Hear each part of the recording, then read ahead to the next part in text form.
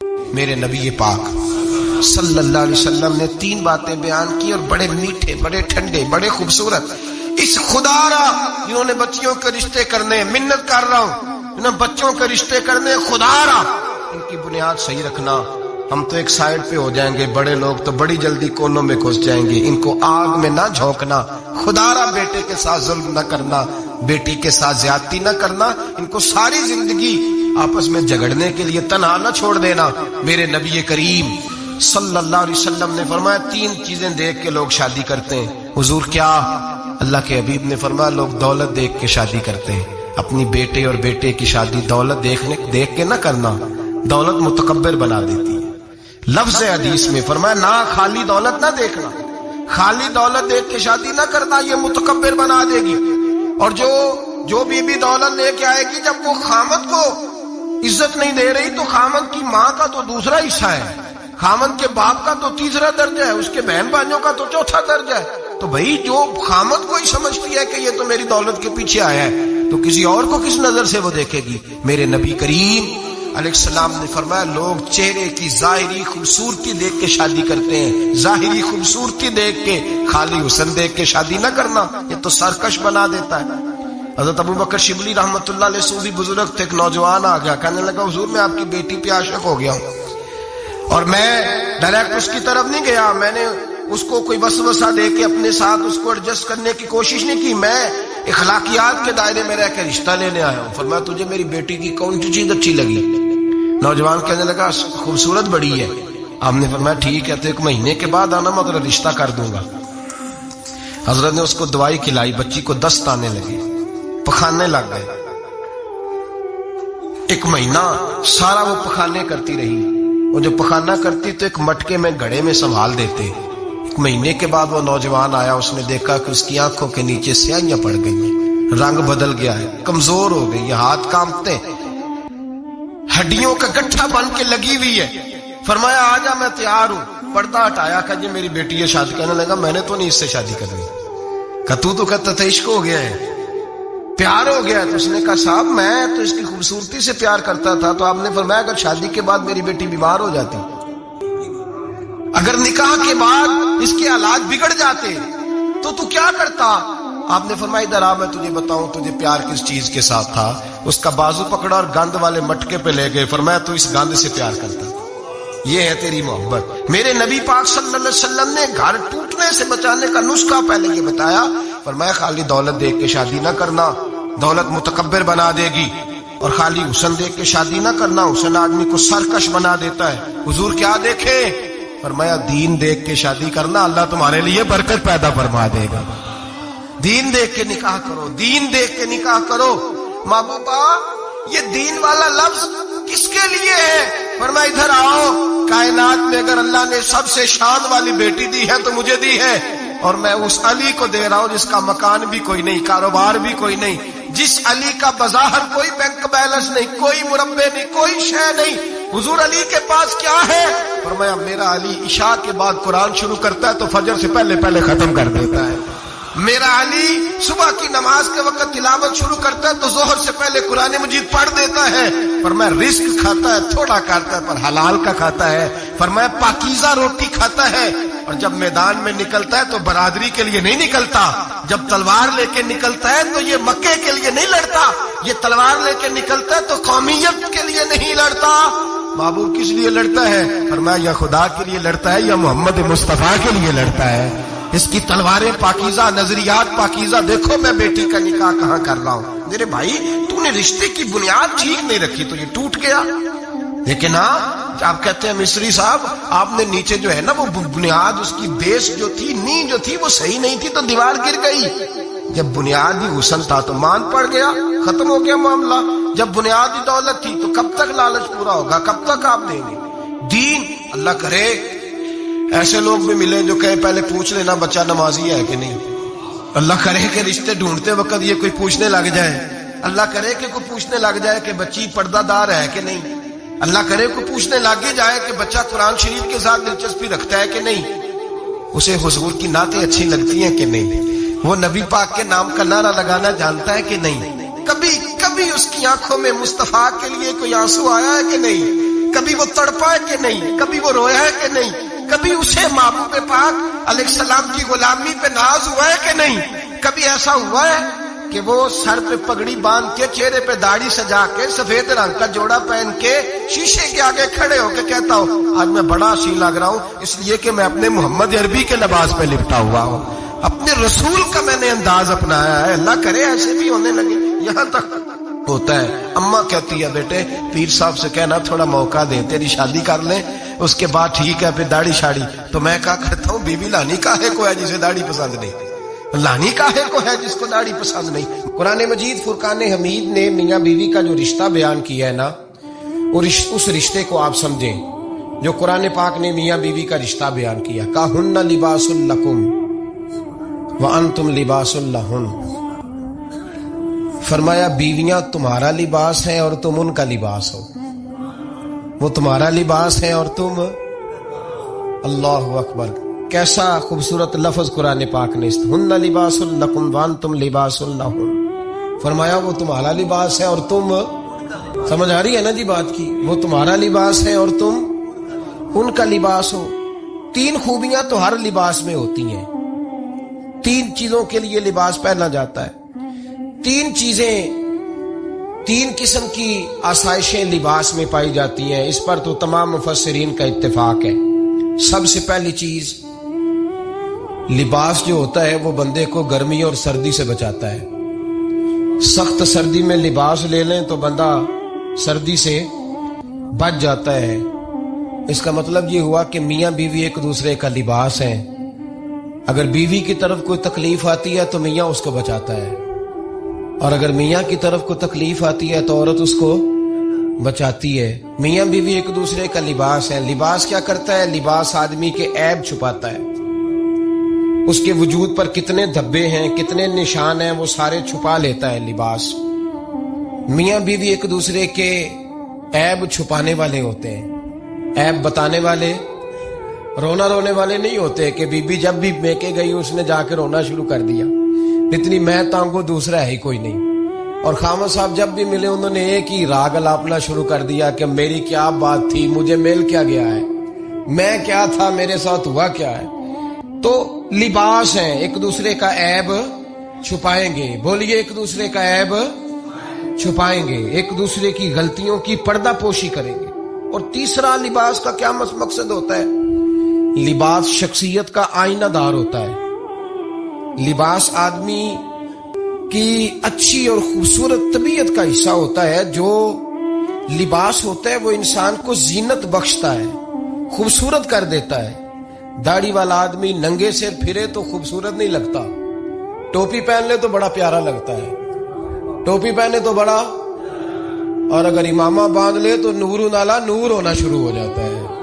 اللہ کرے آپ خوش ہو جائیں، آمین تو کہہ دیں، اور اللہ کرے فجر کی نماز آپ امامہ باندھ کے پڑھ لیں، آمین تو کہیں۔ چلو کوئی جنہ دی داڑھی نہیں انہوں نے رکھنی چاہیے، جنہ دی نہیں ہونا نو موضوع نہیں تھا، پر ہماری بھی مجبوری ہے، داڑھی آ ہی جاتی ہے، ہر موضوع میں شامل ہو جاتی، رکھنی چاہیے۔ سب یاد رکھیں لباس آدمی کو زینت دیتا ہے۔ قرآن مجید کے لفظوں پہ غور کرو، اگر تو شادی کے بعد بیوی کے آنے کی وجہ سے خامد کو سکون نہیں ملا تو اس کا مطلب ہے اس نے گھر کو زینت نہیں دی، اور اگر شادی کے بعد اس بچی کو تحفظ نہیں ملا، اس کو اپنے گھر کے اندر سکون نہیں ملا، تو اس کا مطلب ہے خامد نے اسے زینت، اس لباس نے زینت نہیں دی۔ میاں بیوی ایک دوسرے کا لباس ہے، اس مقدس رشتے کو اسلام نے باندھا، اور لباس کہہ کے باندھا۔ میرے رسول کریم علیہ الصلوۃ والسلام نے پہلے تو خارجی لوگوں کو منع کیا ہے۔ میری ذاتی رائے یہ ہے کہ میاں بیوی کی ذاتی لڑائی کوئی بھی نہیں ہوتی، ذاتی لڑائی، میری باتوں کی سمجھ تو آ رہی ہے نا آپ دوستوں؟ کوئی نہیں آ رہی؟ اللہ جزا دے آپ۔ میاں بیوی کی ذاتی لڑائی کوئی نہیں ہوتی، ہوتا پتہ کیا ہے؟ لڑکے سے پوچھیں کہ بتائے جناب کیا حال ہے، تو کہتے ہیں بیوی میری صحیح ہے، اس کے گھر والے نہیں صحیح۔ سنے آپ نے بھی کبھی یہ لفظ؟ تو اسی طریقے سے اگر لڑکی سے پوچھیں کہ تیرا کیا حال ہے تو کہتی ہے خامن تو میرا دھیان رکھتا ہے، اس کی اماں نہیں خیال رکھنے دیتی۔ تو لڑائی جو ہوتی ہے وہ تیسرے آدمی کی وجہ سے ہوتی ہے، تیری اماں آئی تھی تو اس طرح کہہ گئی، تو تیرا بھائی آ گیا تھا تو وہ یہ کہہ گیا۔ تیسرے فرد کی وجہ سے میرے نبی کریم علیہ الصلوۃ والسلام نے تیسرے بندے کو سمجھایا ہے، تیسرے فرد کو حضور نے سمجھایا ہے۔ نبی پاک علیہ الصلوۃ والسلام نے فرمایا خبردار، ماں، بھائی، بیٹا، باپ سارے لحاظ کریں، بسنے دے میاں بیوی کو۔ اگر شادی کر دیا تو ان کو سکون سے رہنے دو۔ تم دو جملے کہہ کے چلے گئے، کوئی عیب نکال کے جو چھپا ہوا تھا خامن کی نظر میں وہ نکال کے بتا دیا کہ تیری بیوی یہ کام بھی کرتی ہے۔ اب تم تو ہٹ گئے وہ بات کہہ کے، اب انہوں نے اکٹھے رہنا ہے، ان کی زندگی مصیبت کا شکار ہو گئی، آزمائش میں آ گئے وہ دونوں، ساری زندگی کڑتے رہے۔ ایک عیب نکال کے لڑکی کے گھر والے لڑکے کا اسے بتا کے چلے گئے تیرے خامد میں یہ عیب پایا جاتا ہے، وہ ساری زندگی کڑتے رہیں گے، تکلیف میں رہیں گے۔ انہوں نے تو اکٹھے رہنا ہے۔ بتانے والا چلا گیا، میرے رسول کریم صلی اللہ علیہ وسلم فرماتے ہیں لعنتی ہے وہ شخص، لعنتی ہے وہ شخص۔ یا رسول اللہ کون سا؟ فرمایا جو بیوی کو مرد کے خلاف اکساتا ہے اور مرد کو بیوی کے خلاف اکساتا ہے، وہ لعنتی ہے، ملعون ہے، رحمت الہی سے دور ہے وہ شخص۔ انہیں قریب کرنے کی کوشش کر، تو ان کے اندر محبت پیدا کرنے کی کوشش کر۔ میرے نبی کریم علیہ الصلوۃ والسلام نے جب حضرت سیدہ فاطمہ الزہرا رضی اللہ تعالی عنہا اور جناب سیدنا علی المرتضی رضی اللہ تعالی عنہ کی شادی کی تو نبی پاک نے دونوں کے سر جوڑے اور دونوں کے درمیان محبت کی دعا فرمائی، دونوں کے درمیان محبت کی دعا فرمائی۔ اور نبی پاک صلی اللہ علیہ وسلم حضرت فاطمہ کے سامنے جناب علی کے فضائل بیان فرماتے تھے، اور جناب علی آتے تو نبی پاک فرماتے فاطمہ تو میرے وجود کا حصہ ہے، وہ تو میرے جگر کا ٹکڑا ہے۔ تو ان دونوں کے درمیان الفت پیدا، یہ سب سے پہلے تو خارجی لوگ اس بات کا خیال کریں، سب سے پہلے تو خارجی لوگ خیال کریں، توجہ دیں، ان کو بکھرنے سے بچائیں۔ اب میاں بیوی بھی سمجھ لیں کہ ہماری ذمہ داریاں کیا ہیں۔ مسند امام احمد بن حنبل میں حضرت ابو درداء رضی اللہ تعالیٰ عنہ سے حدیث مروی ہے، نبی کریم صلی اللہ علیہ وسلم کی بارگاہ میں ایک خاتون نے آ کے عرض کیا یا رسول اللہ صلی اللہ علیہ وسلم مجھے بتلائیے خاوند کا حق کیا ہے۔ یہ جو حدیث سنانے لگا ہوں نا، یہ بیٹی کو سنانی ہے، جا کے یہ ٹیلی فون کر کے بہن کو سنانی ہے، صرف بیوی کو سنانے کی نہیں ہوتی یہ چیزیں۔ یہ حدیث بیٹی کو سمجھائیں، بہن کو سمجھائیں، ان لوگوں کو سمجھائیں، تاکہ اور یہ یاد رکھیں خاوند کے حقوق، خاوند کے حقوق اگر بچی کے گھر والے اسے سکھائیں نا تو اس کی سمجھ میں جلدی آ جائیں گے، اور بیوی کے حقوق اگر خاوند کے گھر والے اس کو سمجھائیں تو اس کی سمجھ میں بات جلدی آئے گی، وہ خیر خواہ سمجھتے ہیں اپنے رشتہ داروں۔ یہ والی حدیثیں ان لوگوں کو سنانی چاہیے جن لوگوں کا بچہ ہے یا بچی ہے، متعلقہ آدمی حقوق بیان کرے۔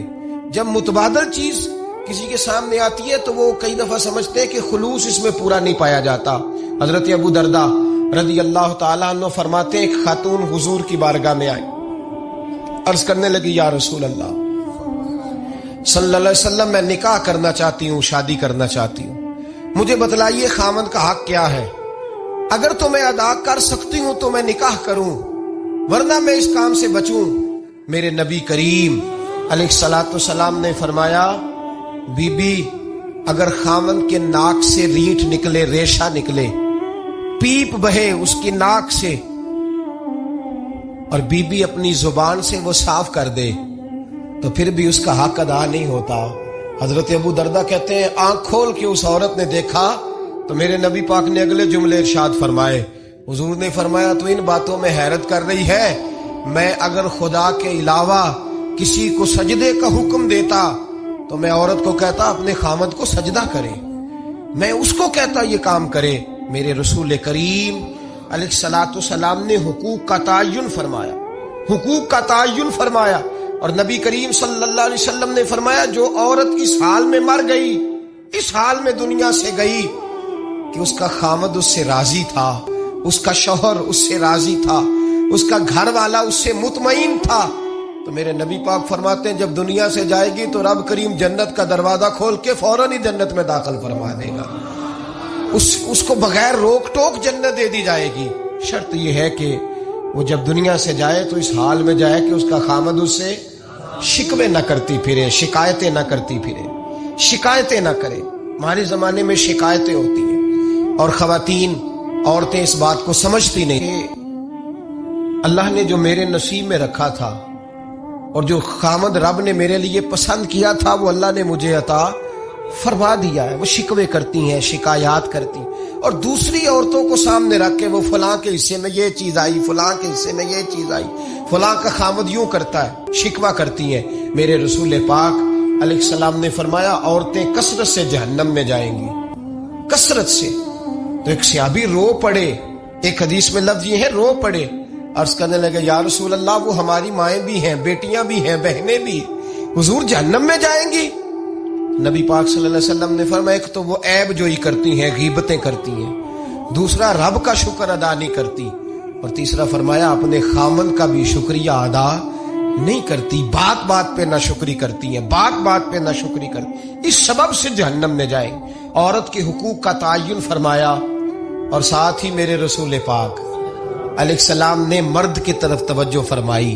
اور کیا خوبصورت لفظ ارشاد فرمایا تم میں ہر آدمی اپنے آپ کو اچھا سمجھتا اور اچھا کہتا ہے، ہر آدمی کہتا ہے، لیکن کوئی اگر مجھے آ کے پوچھے گا کہ محبوب آپ کی امت میں اچھا کون ہے، تو حضور فرماتے ہیں میں اسے اچھا سمجھوں گا جو اپنے گھر والوں کے حق میں اچھا ہے، جو اپنی بیوی خیرکم لأہلہ، تم میں سے بہترین وہ ہے جو اپنے گھر والوں کے لیے اچھا ہے. اور فرمایا جاؤ میرے گھر جا کے پوچھ لو وانا خیرکم لأہلی، میں تم سب سے زیادہ بڑھ کر اپنے گھر والوں کے لیے اچھا ہوں. تم میں بہترین وہ ہے جو اپنے گھر والوں کے لیے، بال بچوں کے لیے، بیوی کے لیے اچھا ہے. رسول کریم علیہ السلام نے خامن کو حکم دیا اور ارشاد فرمایا کہ عورت ٹیڑھی لکڑی ہے، بیچاری کو اللہ نے عقل پوری نہیں دی. ایک بچہ چھوٹا ہوتا ہے، ہمیں پتا ہوتا ہے کہ اس کا شعور پورا نہیں، اگر کوئی غلطی کرے تو کیا اسے نکال دیا جاتا ہے گھر سے؟ بولے چھوٹا بچہ ہے، وہ کئی دفعہ بڑا نقصان کر دیتا ہے، آپ کیا کہتے ہیں؟ اسے مارتے ہیں، کلاڑی لے آتے ہیں اس کے لیے. اس طرح کرنا چاہیے، اس کے ابے کو بلا لینا چاہیے، بےزتی کرنی چاہیے پنچایت میں بٹھا کے کہ یہ غلطی کی ہے تیرے بچے نے. بھائی دادا یہ کام کرتا ہے؟ بولے نا کیوں نہیں کرتا؟ وہ کہتا ہے ہمارا بچہ نہ سمجھ ہے، اپنا پوتا ہے، ہمارا اپنا ہے، اگر ہم اس کا باہر نکالیں گے تو بڑا کام غلط ہو جائے. لیکن وہی ابا جی جب بہو کوئی غلطی کر بیٹھتی ہے تو پنچایت بلاتے ہیں، لوگوں کے سامنے معاذ اللہ تعالیٰ بڑی کڑوی کسیلی باتیں کرتے ہیں، ایسی باتیں کرتے ہیں کہ جو ان کی بیٹی کے بارے میں کہی جائے تو وہ کبھی پسند نہ کریں. اتنے سخت جملے کہے جاتے ہیں، بیٹی والے کو رسوا کیا جاتا ہے. میرے نبی کریم علیہ السلام نے فرمایا یہ ٹیڑھی لکڑی ہے، بیچاری کو اللہ تبارک و تعالیٰ نے اپنی حکمت کے تحت عقل عادی عطا فرمائی ہے. تم اگر چاہو گے سیدھی کرنا تو یہ ٹوٹ جائے گی، سیدھی نہیں ہوگی. حضور کیا کریں؟ فرمایا اس کے ساتھ گزارا کرو، اللہ تمہیں اجر عطا فرمائے گا. اس کے ساتھ وقت گزارو، اللہ تمہیں اس کا، یہ ذہن بنانا چاہیے خامن کو کہ یہ، اور خامن کی ذمہ داری ہے. اعلیٰ حضرت رحمت اللہ علیہ نے فتاوی رضویہ کی 24ویں جلد میں بالتفصیل لکھا ہے. آپ فرماتے ہیں خامن کی ذمہ داری عورت کو کپڑا فراہم کرنا، روٹی فراہم کرنا، رہنے کے لیے گھر دینا، نان نفقے کا خیال کرنا. اور آپ فرماتے ہیں اگر وہ مطالبہ کرے تو ہفتے میں ایک دن اس کے ماں باپ سے ملانے بھی لے جا سکتا ہے. ہفتے میں جی کوئی نہیں بول دے تسی ہفتے چ نہیں، یہ نہیں صحیح لفظ، ہر ہفتے اے سوکھ ہے. کدوں ملان کھڑنا ہے؟ پاویں نہ بولو، گل جڑی سچی ہو تے سچی ہے. ملان کدوں لے جانا ہے؟ اچھا اپنی اماں نو روز ملدا ہے سویرے شام، تے وہ کہندی مینوں بھی اماں نو ملا لیا، تے کہندا روز نہیں جائیدا. تو تم بھی نہ ملا اپنی اماں نو روز بھائی.